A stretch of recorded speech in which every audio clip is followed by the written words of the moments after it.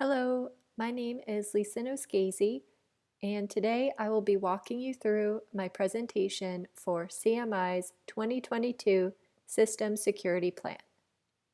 As a leader in the U.S. consumer product and services marketing industry, CMI prides itself on maintaining a trustworthy, secure, and cutting-edge organization.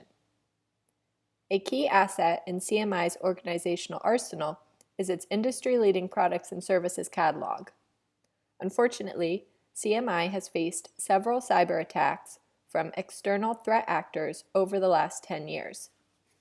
These attacks include an attack on the Oracle database server that compromised customer and corporate data for an extended period, and attacks carried out by a malicious virus that infected the entire network for several days.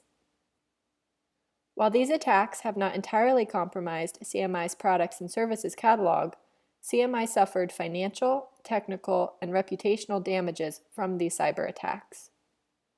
Over the past year, the cybersecurity team at CMI conducted passive and active cybersecurity assessments to reevaluate the strength of CMI's information infrastructure and its cyber defense capabilities. The passive assessments included vulnerability tests and risk assessments to mitigate the impact of threat actors.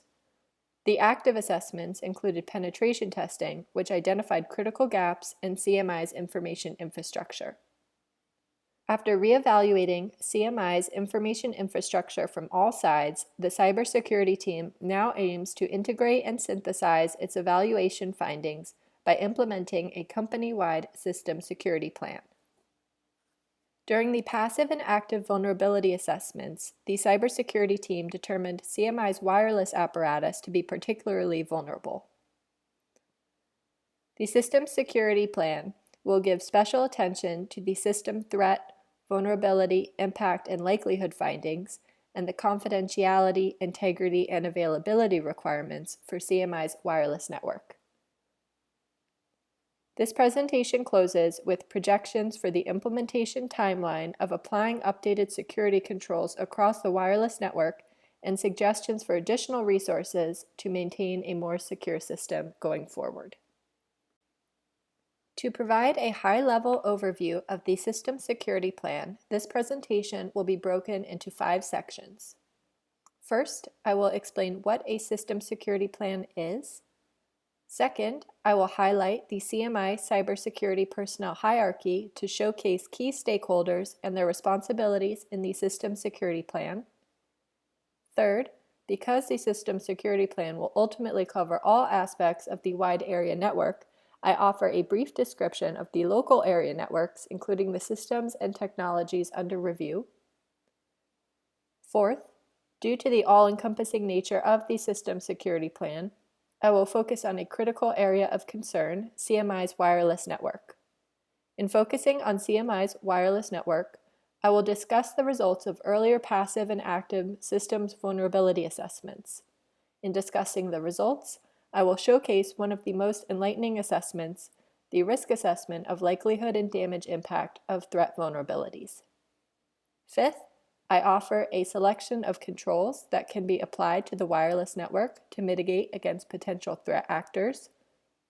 Finally, I present a brief outlook on the timetable for implementation of the System Security Plan and additional resources that may be added to improve system security.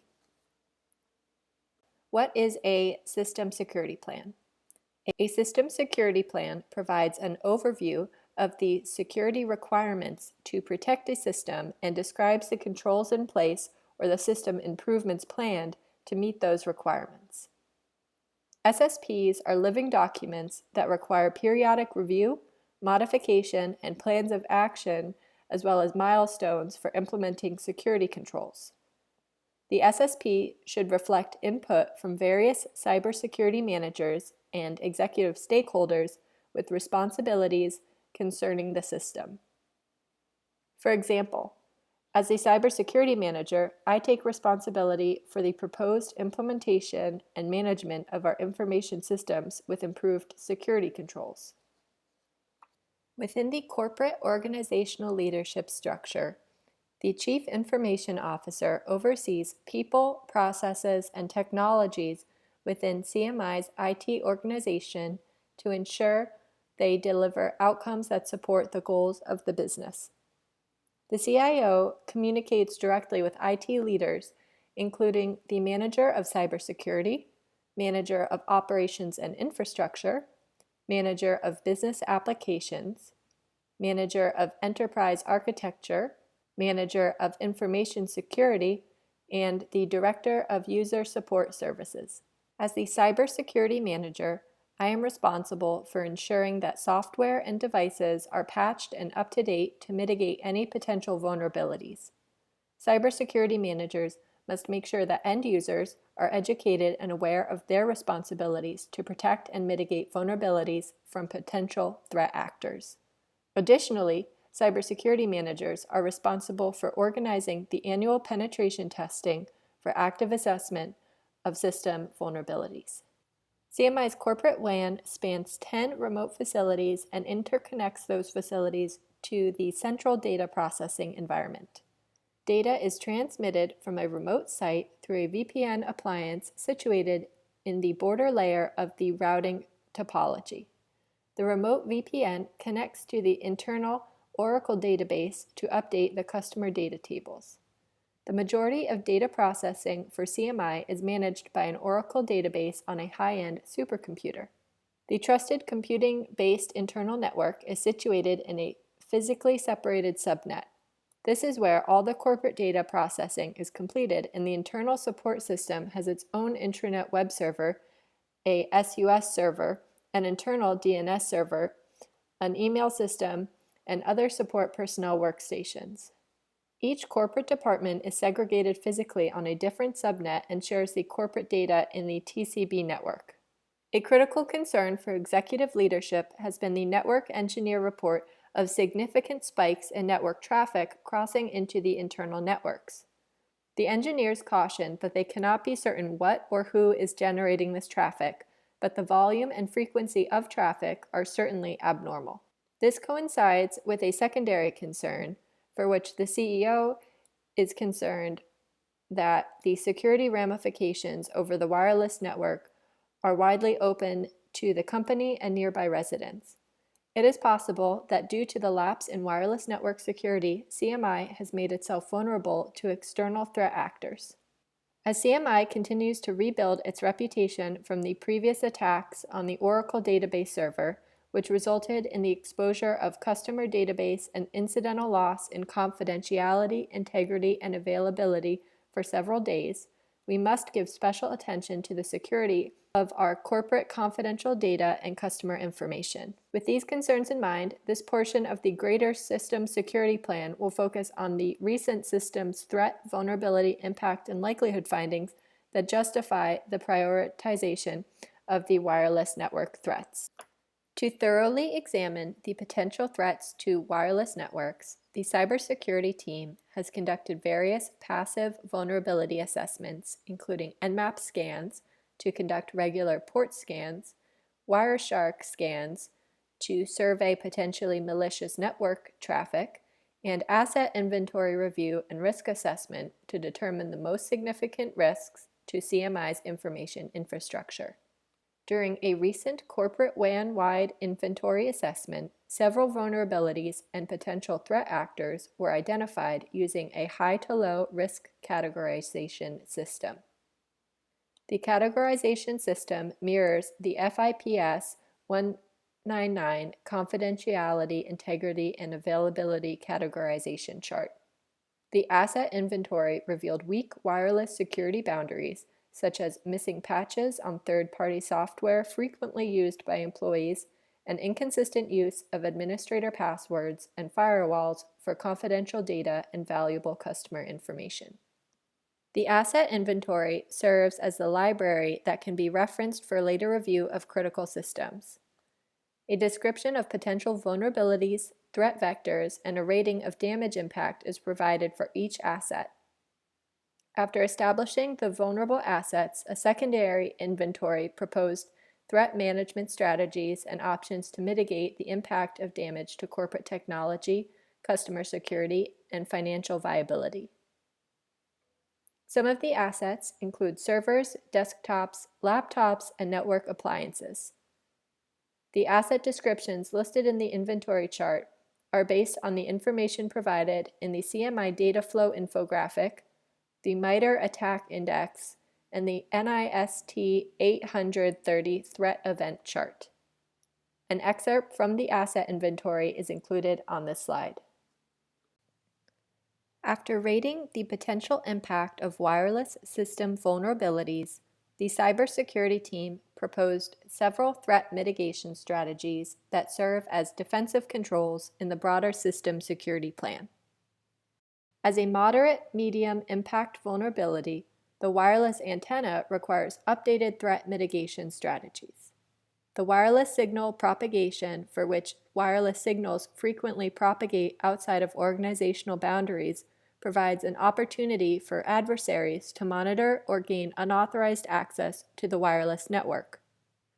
To mitigate this threat, CMI must increase wireless network encryption measures to prevent outsider traffic and reduce transmission power on wireless signals beyond the necessary bounds of organizational facilities.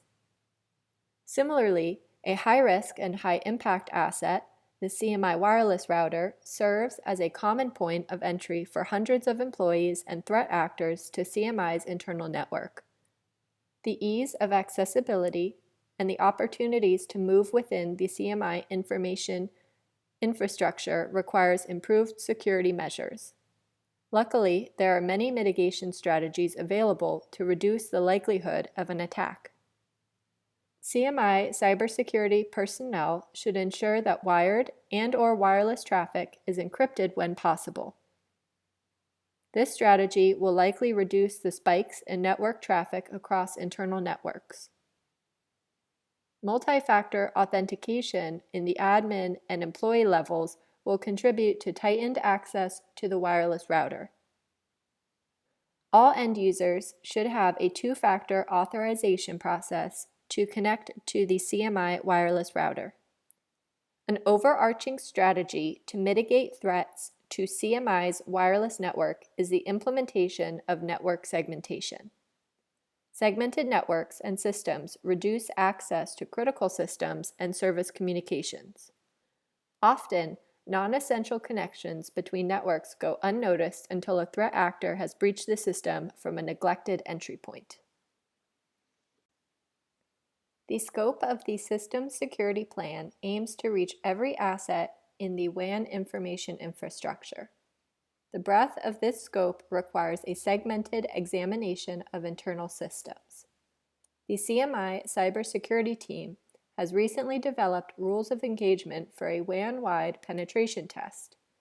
It has been over a year since CMI has conducted a penetration test, and a thorough system review will appease the increasing concerns of executives and engineers. To limit the impact on day-to-day operations, the information infrastructure evaluation can be segmented by cloud, wireless, and internal network systems. Although the systems rely upon one another for the availability and transfer of data and information, by exploring all of the assets within each system, it will be possible to root out any underlying vulnerabilities. After the asset inventory risk assessment and penetration testing identify all vulnerable aspects of the CMI WAN, security controls should either be modified or introduced to create a more robust security apparatus. The process of selecting the appropriate security controls and applying the scoping guidelines to achieve adequate security is a multifaceted, risk-based activity involving management and operational personnel. The security controls are organized into classes and families for ease of use in the control selection and specification process. There are three general classes of security controls: management, operational, and technical. Each family contains security controls related to the security function of the family. Management controls focus on the management of the information system and the management of risk for a system. Operational controls address security methods focusing on mechanisms primarily implemented and executed by people as opposed to systems. These controls are put in place to improve the security of a particular system or group of systems. They often require technical or specialized expertise and often rely upon management activities as well as technical controls. Technical controls focus on security controls that the computer system executes. The controls can provide automated protection for unauthorized access or misuse, facilitate detection of security violations, and support security requirements for applications and data. Just as the results of the wireless threat prioritization and wireless threat mitigation led to control decisions to increase encryption, implement multi-factor authentication, and establish network segmentation, the cloud and internal networks will benefit from revised security controls. Finally, due to the ever-evolving nature of the global cyber threat landscape, CMI should regularly monitor and reevaluate its security system to detect, reduce, and deter external threat actors from exploiting system vulnerabilities going forward.